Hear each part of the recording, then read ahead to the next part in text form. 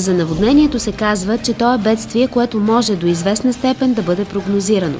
Потенциално опасните водоеми се знаят, те се наблюдават и се предприемат мерки за обезопасяването им. За нас е важно да знаем от кои реки, язовири и водоеми може да се очаква наводнение, кои са зоните, които могат да бъдат залети и кои са най-късите и безопасни маршрути за напускането им. Ако живеете близо до опасни водоеми, поддържайте връзка с местните органи на изпълнителната власт и на Главна дирекция пожарна безопасност и защита на населението, особено в период на продължителни проливни дъждове и бързо снеготопене. Запомнете, че не трябва да изхвърляте строителни отпадъци в коритата на реките и в сухите дерета. Не трябва да преграждате речните течения или отводнителните канали за поливане или за къпане на животни. При обилни валежи тези прегради многократно увеличават разрушителната сила на водата. Не нарушавайте целостта на дигите и корекциите на реките с съоръжения за напояване. Ако коритата и съоръженията са затлачени от наноси, сигнализирайте в общината. Съобщете незабавно и когато забележите видими нарушения по язовирни стени и преливници. За да не се допуснат наводнения, отводнителните шахти и канали в населените места трябва да бъдат добре почистени. Често обаче тези мерки не се прилагат и тогава се стига до трагедии.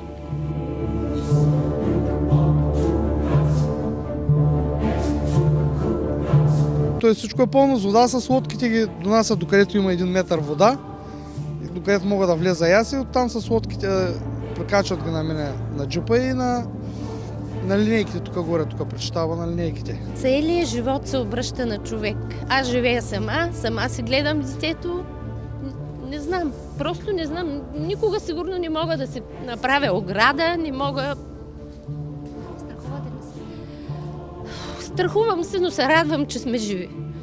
Това е най-важното. Почнем тогава тие, които бяха по пътя и по тия близките къщи, има хора, дето ги измъкнаха и тук почнахме ние да ги дърпаме. Нямаше още и линейки. И ги изкараме, тогава пристигнаха и линейките. И като видяхме, че водата стигна тук едно ниво, и тръгнаха я с трактора, той с това дърпаме лодка. Като го мисля, едва му целях. До тук ми беше водата. И децата спаси. Те спят горе. И като чух, че идва реката, вече почва да отлива от тук. И ги дигнах. И докато се облечат, Анца за работи, даже и якета не надянаха. И струши довара. Видях и комшиите. И тяхния струши и почнахме да бягаме от другия край.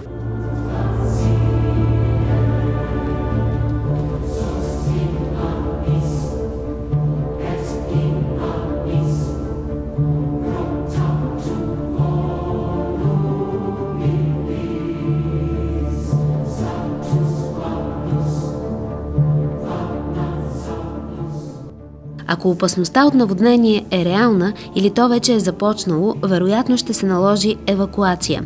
За нея ще бъдете уведомени от териториалните органи на противопожарната служба.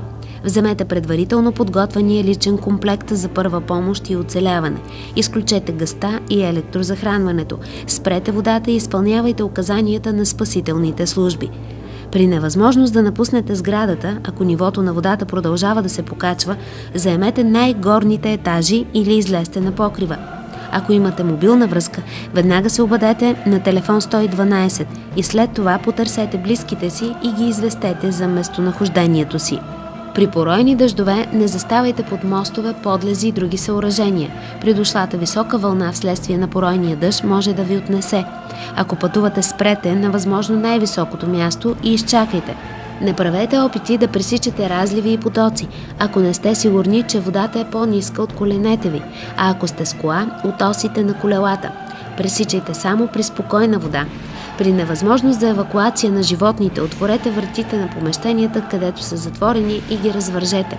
Спазвайте указанията и реда, установен от органите на местно самоуправление, от МВР и от противопожарната спасителна служба. При възможност оказвайте помощ и съдействие на спасителните екипи за оказване на помощ на пострадали и евакуиране на хора и животни в по-високите безопасни райони. И въпреки всички превентивни мерки, запомнете – ваша отговорност е да сте добре подготвени и информирани за адекватно поведение при наводнение.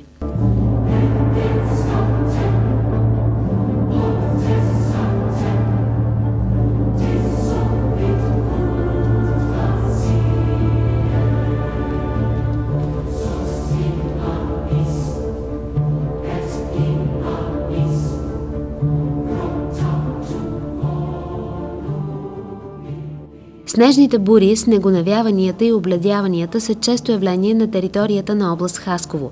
Те могат да доведат до разрушаване на въздушните комуникации, блокиране на пътища и дори застрашават живота на много хора. Затова през зимата задължително следете метеорологичния бюлетин от средствата за масово осведомяване. Тръгвайте на път само, ако е крайно наложително.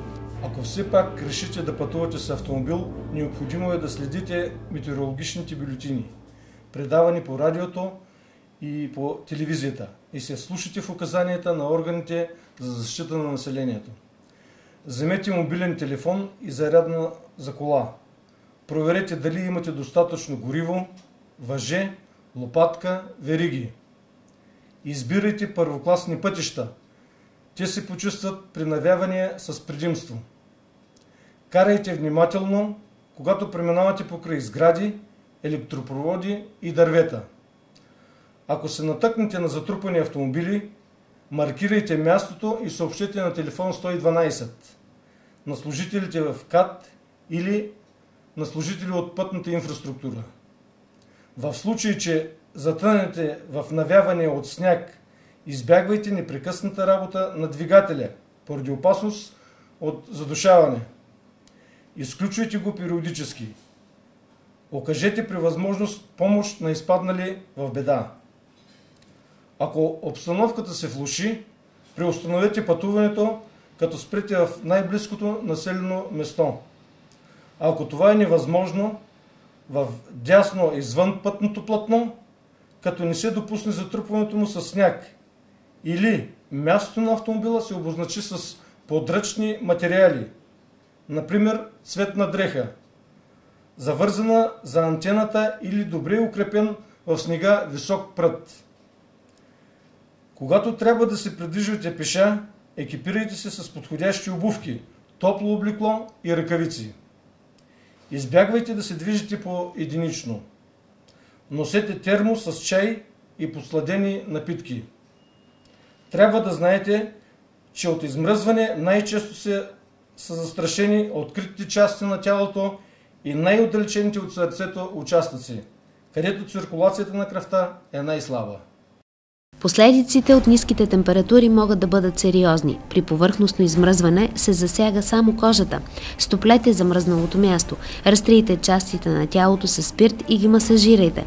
Пострадалите места се размразяват постепенно с топла вода, около 28-29 градуса. Не разтривайте с сняг. Тялото се охлажда допълнително и може да се нарани кожата. Ако има напреднало измръзване с мехури, може да се стигне до инфектиране. При бързо загряване се чувства жестока болка. В такива случаи за затопляне се използва температура не по-висока от телесната. На пострадалите се дават топли напитки, не алкохол, и се транспортират до болница при първа възможност. Ваша отговорност е да сте добре подготвени, информирани и оборудвани за адекватно поведение при усложнени зимни условия, както и за оказване на първа помощ на пострадали от измръзване.